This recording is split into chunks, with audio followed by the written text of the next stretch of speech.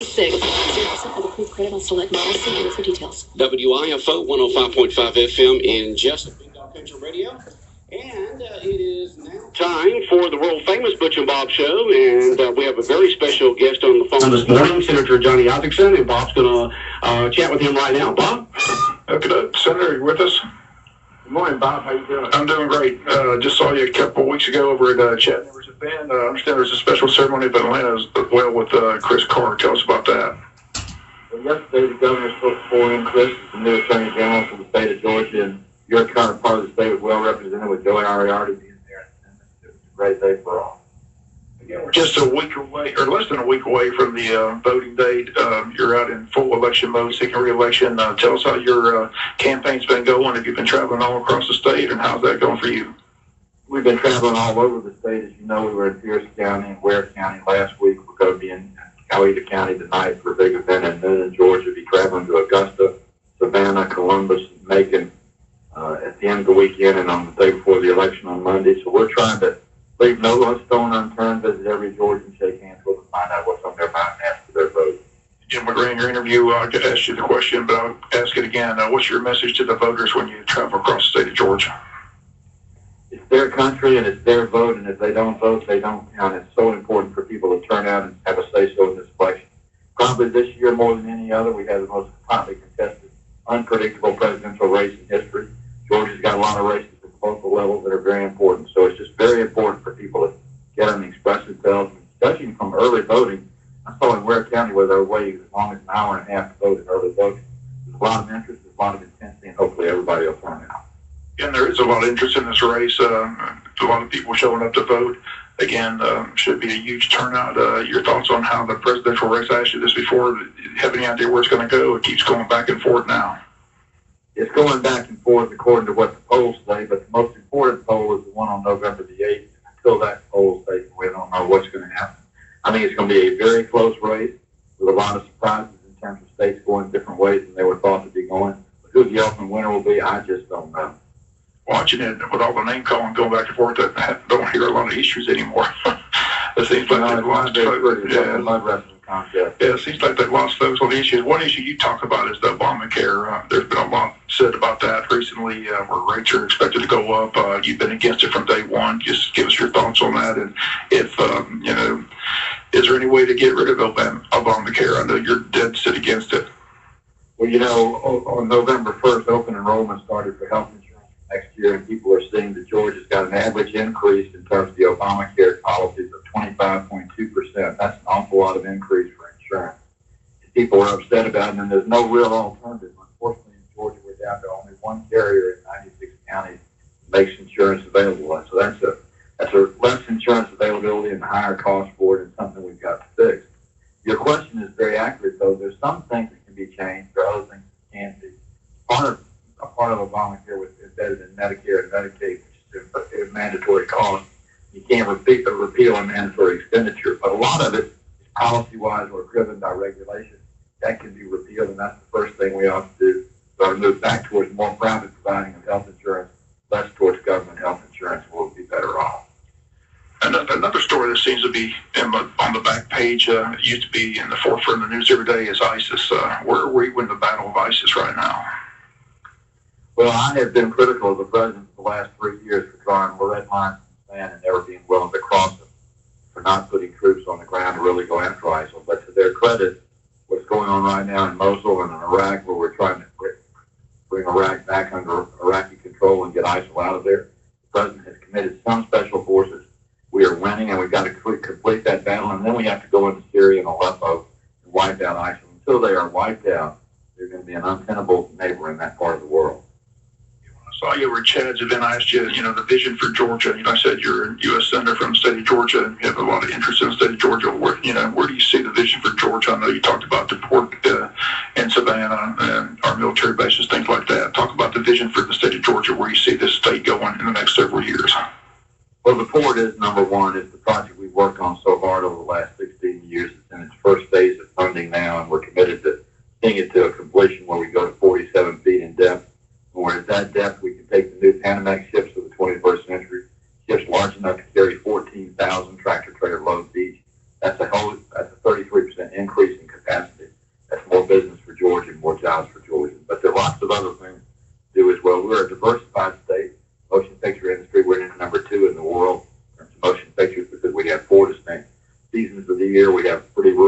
settings, we have coastal settings, we have mountain settings, we have a huge urban center like Atlanta, so we need to attract more and more of that money, which leaves a lot of residual taxes and revenues into our state. We need to stick to it. We're doing everything we can to make education better in Georgia at the high school level and the elementary level, and make sure our colleges are accessible and affordable for our students in the future. And then what we need to do is empower our people and empower business by lessening federal regulations, making sure the playing field upon which business competes is level. Who wins and loses is not fixed by a regulator, but fixed by competition. You know, you've been in this game a long time, Senator. You've been up in Washington a long time. You've been in politics a long time. You see how divided this country is. I guess the question, no matter who wins after Tuesday, November 8th, how do we bring this country back together? Well, first of all, there needs to be a whole lot more Butch and Bob shows and a whole lot less cable television. I'm not saying that's handed to you, but you do a great interview. You talk about the issues. You give the candidate a chance to talk about and choose the issues. You go on cable television today and you'll see a directed by the media interview where they are seeking a predictable outcome from the beginning. You know, CNN's on one side, Fox is on another side, MSNBC is on another side. And it's just too much cable television, too much directed media, too much sheltering, I think, of the American people from both sides of the issue. It's time we had more calming down the middle and less partisan TV and cable. I know you're busy. I know they told you have a limited schedule, but one final question. People are voting early. Again, they're going in and vote for this U.S. Senate race. So we ask all the time, when they go in and vote, when they see your name in there, why should they vote Johnny Isaacson for U.S. Senator? Well, you know, I tell everybody I'm a known commodity. I've been in Georgia all my life. I was born here. I've been in public life for 40 years. I've got a record, and you can't run away for a record. You embrace that record. If they're for somebody who's pro-business, somebody who's pro-education, somebody who's for a strong national defense and less federal government and more empowerment at the state level, I'm their man. Well, Senator, again, we always appreciate you calling in. It's always good to see you. Like I said, it was good to see you over there in Blackshear with the Chad Nimmer Peanuts, Pounds, and Politics event. Always a pleasure. And again, wishing nothing but the best on Tuesday, November 8th, and hopefully you'll be a guest in the next several years. I look forward to it, Bob. Y'all have a great week. Okay. Thank you very much.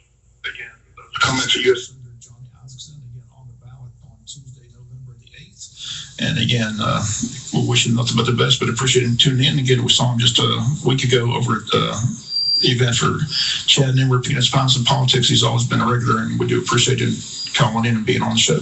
Yes, we do.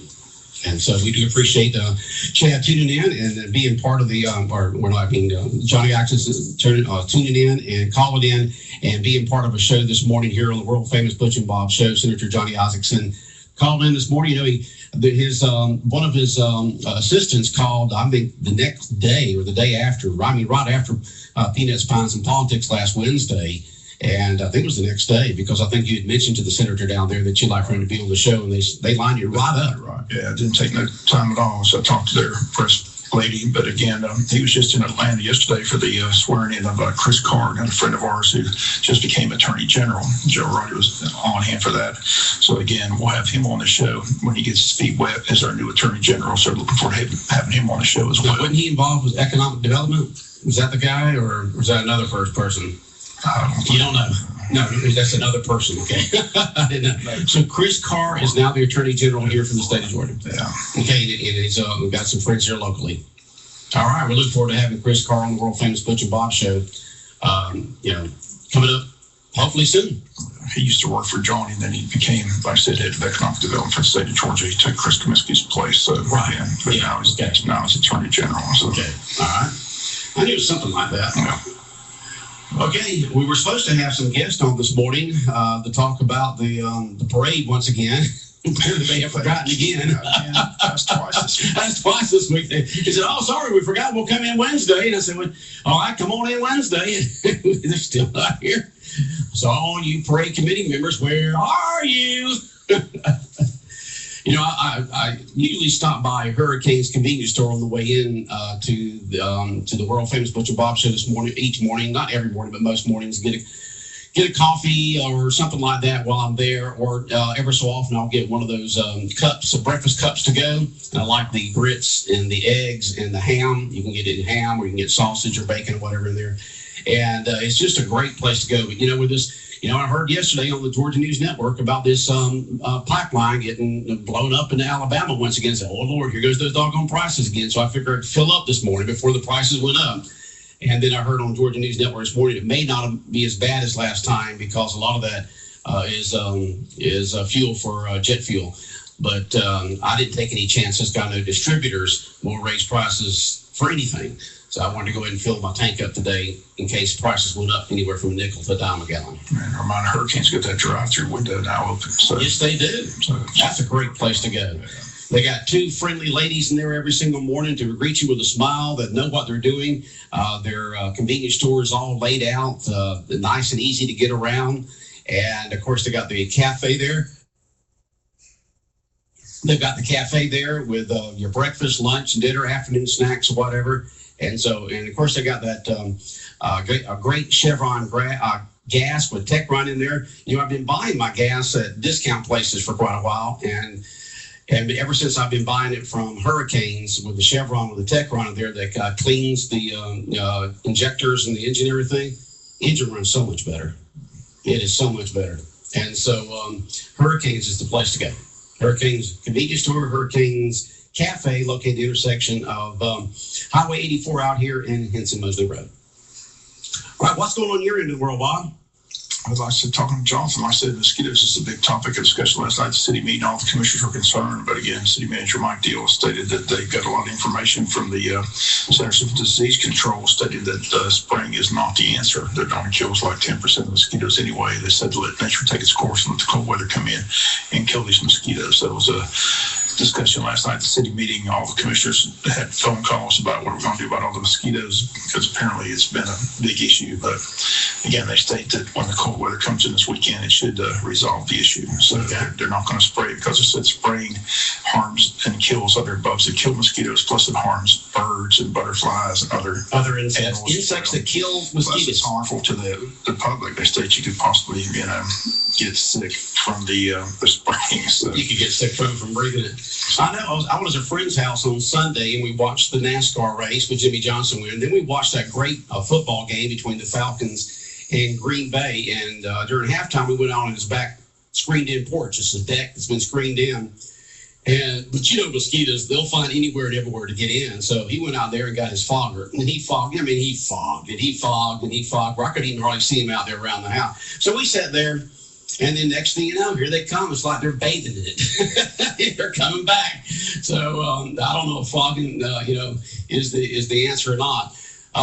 Mr. Bruce Harris just texted in, and he said that Hurricanes has got the best grilled ham and cheese sandwich around. So Bruce Harris loves the Hurricanes Cafe there with their best ham and cheese sandwich around. That's what Bruce says. They've got some good food there, that's for sure. I said, wrong for the game. I want Hurricanes, like I said. And it's been convenient for us for sure. Oh, yeah, right down here from the station. Locally owned and operated, so your dollars stay right here at home. And, and I had somebody ask me one time, said, well, because they hadn't been to Hurricanes. Well, is that like some of those other convenience stores where they just have stuff on their hot lights, next to the checkout counter? And I said, no, this is a regular restaurant with cooks in the back, with fryers and grills and all that. And it's in a separate little area from the convenience store. It's a full sit-down restaurant, Hurricanes Cafe, up here at 84 at Henson-Mosley Road. All right, 14 minutes after 8 o'clock. I was hoping to have folks in from the parade committee this morning. They requested twice this week, and we gave them the time. So hopefully they'll be in next week or another day. We still got 2 more days this week. I'm not sure. I think we got folks on Thursday and Friday. I'm not positive right now to look at the calendar out there. But the parade's coming up real soon, and they want you to get your entries in. Call the chamber at 427-2028, 427-2028. And also, if you want to be a sponsor of the parade, you can talk to the Christie, or is it Molly up there now, isn't it? Molly O'Hare. Yeah, Molly O'Hare up there, and they'll tell you what it entitles to be a sponsor. And as everyone knows, if you've been to the Jessup Christmas parade, thousands of people line up along Cherry Street and Broad Street and along First Street to watch that parade. I mean, they'll back pickups up the night before, Bob, You seen that? They'll back them in the certain parking lots out there. They'll back up and have them ready to go. Yeah, draws a huge crowd for sure. So that's coming up the first Saturday in December, 7 o'clock. 7 o'clock is when it starts that evening, 7 p.m. Okay. So you'd mentioned the fact that Donald Trump Jr. was down there at the Georgia-Florida game. Was there any other celebrities of any type that you saw down there or heard about? I said, here's the big one. I said, Buddy Carter came by. Our congressman texted with him a little bit. So like I said, he's the one that let us know that he was down there. So when I said he came flying by in the golf cart, flagged him down. We got a few pictures. Does he have opposition? Who's that, Buddy? Buddy? I don't believe so. You know, they run every 2 years, so I don't think he has opposition because we hadn't seen anything or heard anything from him. You know, congressmen, they have to run every 2 years, so they're practically in campaign mode all the time. Right. NCAA's Final Four, or the top 4 teams, I kind of surprised that Texas A&M slipped in at number 4, not Washington. So that's interesting. But a lot of football yet to be played. But oh yeah, it's like Chuck Oliver said yesterday. I mean, if you like listening to sports talk, you cannot beat our AM station, Fox Sports Radio 1370 AM The Buzz, and Chuck Oliver's on from 5 to 7 p.m. and all he talks is college football all year long. And he was saying that this first rating of the 4 teams doesn't mean anything. You know, it just is where it is right now, the picture as of today. Doesn't mean what it's going to be next week or the week after, but it is surprising. I think everyone thought that Washington would be in there instead of Texas A&M. Why do you think the coaches and the other folks involved in that committee decided to put Texas A&M as their schedule that much more difficult? I know the only game they lost was to Alabama. The SEC's the king. That's all I got to say. So 2 of the 4 teams are from the SEC. I mean, I don't know why Washington got left out. I mean, everybody. I can't think of one talking head on TV that didn't think Washington would be the 4th team. Oh yeah. So, well, like Chuck Oliver said, it doesn't matter at this moment. They all had Texas A&M and Ohio State, Louisville on the outside looking in. But I think Louisville's the 4th best team. I still think Louisville's. I thought they lost this past week. No, they didn't. No, they didn't. No, Were they still undefeated? No, they lost to Clemson. But they lost to Clemson. I knew they lost at some time. They're a very good football team. Their quarterback is the leading candidate for the Heisman, Lamar Jackson. If you haven't seen this kid play, he's fun to watch. So, but they're a very good football team. So if I had to pick just from the eye test, they'd be in my Final Four right now. They're very good. Okay. So it looks like it's going to be Alabama-Florida in the SEC championship game, doesn't it? Well, Florida still has, I think they said Florida got to lose 2 of their final 3 games, which probably is not going to happen. So Florida's definitely in the driver's seat going to Atlanta. But Alabama still has a couple of tough games left. Got Auburn and LSU. They got LSU this weekend. That's right, at LSU. And so it'll be interesting to see how that game goes this Saturday night. No matter how good you are, it's still very difficult to go through college football season undefeated. It sure is. I mean, even Alabama has lost 1 game each one of the years. I think they've won a national championship, except for maybe one of them. It's very difficult, but it's fun to watch. But it'll be a good game this weekend. Alabama at LSU. Leonard Fournette last year, I think, was held to like 27 yards. Saw an interview with him. He's kind of possessed with this game. He's been waiting for this game for a long time, but that Alabama defense is awfully good. They're awfully good, so we'll see how it plays out. Well, it was interesting listening to Chuck Oliver yesterday because one of the questions that came in was, why aren't they playing Grayson Lambert and in the games of Eason? And basically, from what they can get from Coach Smart, is nobody has played in our offense before. Everybody was new because we have everything new there. So we wanted to develop someone that will learn our offense and be able to run it not only this year, but the next year and the year after. And that's the reason why they decided to go with the younger guy, is because they will look at it. And every single one of those players out there are rookies because of the new coaches and the new offense and everything else. That's going to be interesting until they fire the offense coordinator at the end of the year.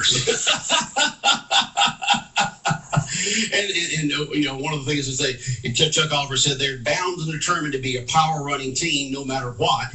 And so you can tell the little sarcasm in his voice, like, it ain't working. It's definitely not working. Because you don't have it's like Chuck Oliver said, you can have, there's 2 parts of the team that everybody has to work one person can mess up. One person in these two sections of the team can mess up, and it messes up the entire play.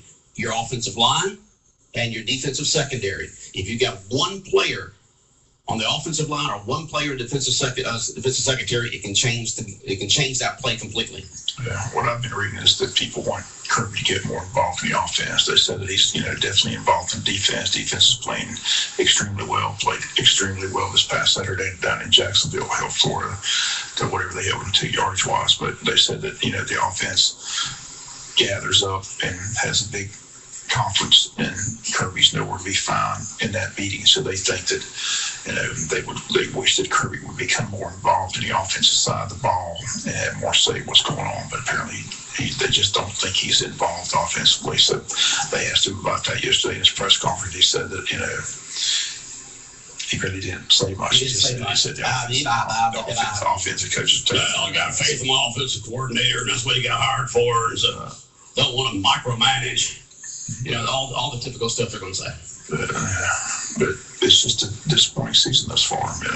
Very disappointing. If that play that should be so different. So different on the Tennessee game. If you beat Vandy, and you beat Vandy, Tennessee, still might have lost to Florida, but still you might have had a lot more confidence and swagger going into the Florida game if you hadn't lost the Tennessee game on a Hail Mary play, and then losing to Vanderbilt was just totally unexcusable in every type of way. Since Kentucky's not going to be a pushover, I said it's going to be a very difficult game. So if you lose here, and then you lose to Auburn, then you got that Patsy on the schedule. You can win that. But as I said, they're in jeopardy of not becoming bowl eligible.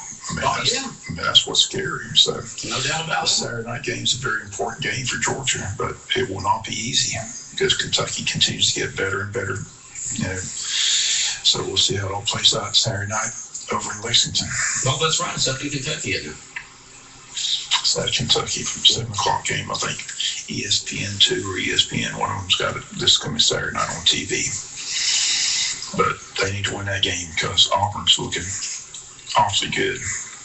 I said they're talking about Clemson beat Auburn earlier in the year. Nobody really thought much of it, but now that win over Auburn for Clemson's looking bigger and bigger as the season progresses. So. Okay, now Georgia Southern, which we are your radio affiliate for Georgia Southern football right here in Southeast Georgia, 105.5 FM. Traveling, they're going to be going to the Grove there, taking on Ole Miss down there in Mississippi. Huge underdog. I said Southern, I saw them last Thursday. I said they're down to their third string quarterback, and their offense is just having all kinds of difficulty moving the ball at all. So they're going to have a tough time at Ole Miss with a third string quarterback. Yeah, and this Georgia Southern Ole Miss game, which will be heard right here on 105.5 FM, kickoff, and this is really surprising being out there in the Central Time Zone, is at 12 noon. So those partiers will have to get there in the Grove earlier this coming Saturday there at Ole Miss because kickoff's at 12 o'clock between Ole Miss and Georgia Southern, which means our coverage will begin at 10 a.m. this Saturday with a pregame show with Georgia Southern Ole Miss kickoff at 12 noon. Someone just texted in, Jace, Eason would learn so much more if he was splitting time with Grayson. Grayson would teach him a lot. And we know that. We know that down here in Southeast Georgia. We know that all over the state of Georgia, that you've got a fifth-year senior that had a fantastic year last year, that's got one of the best arms around and the experience and the maturity. You let the young guy, you let the person that was playing high school football this time last year learn from him.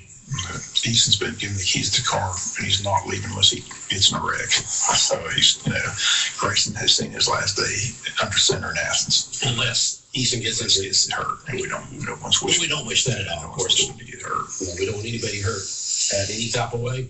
And Georgia Tech this Saturday is going to be at North Carolina, so another big ACC matchup for Georgia Tech. The game can be heard on our sister station, Fox Sports Radio, 1370 AM The Buzz, this Saturday. Okay, what's going on with the Jaguars this weekend? Anything? At Kansas City. At Kansas City, and another loss. That's another loss. And of course, tomorrow night. And then Thursday night for the Atlanta Falcons tomorrow night. At Tampa. Okay. It's hard to believe that next week at this time, Bob, the election will be decided. They'll be all over, but the cheering for one side and the crying, the gnashing of teeth for the other side. I think most people are ready for it to be over. And most people are just ready for it to be over. Yeah, it's just, it seems like it starts 2.5 years before the election and just gets, and then the how nasty it gets, just how, like two middle schoolers going at it. You know, he said this and she said that and blah, blah, blah. And, yeah. And I like what Senator Johnny Osington said. I mean, it needs to be more shows like the Butch and Bob show where you talk about the issues. You let the people who are running for office talk about what they want to talk about. When you go on these cable news networks, they have an agenda there. They want certain answers from you. They want only certain questions. They only give you a certain amount of time, and they want to combat you also. So it makes for a very tough situation for the politicians when they go on these cable news networks and try to talk about the issues. But that's just the way it is, Bob. Entertainment news these days instead of just regular old news, you know. Edward R. Murrow is probably rolling over in his grave. Hey, talk about the issues, you know. Talk about what's important to the voters, not all this other stuff. All right, so what's going on with the marquee down there at the Strand? You talked about that a little bit more this morning. Yeah, well, the improvement cut is going to take place November 17th. So I said, I'm not sure.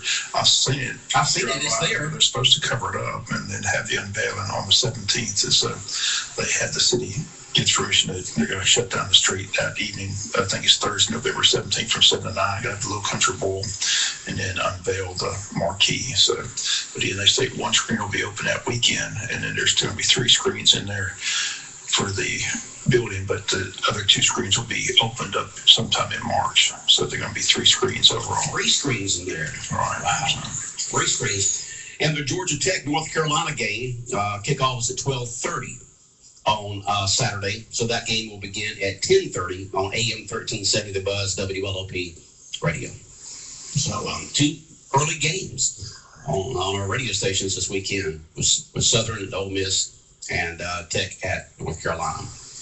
Well, anything else going on, Bob? Anything else on your mind this morning? They're romping the swamp tomorrow. I'm looking forward to that. Looking forward to the food.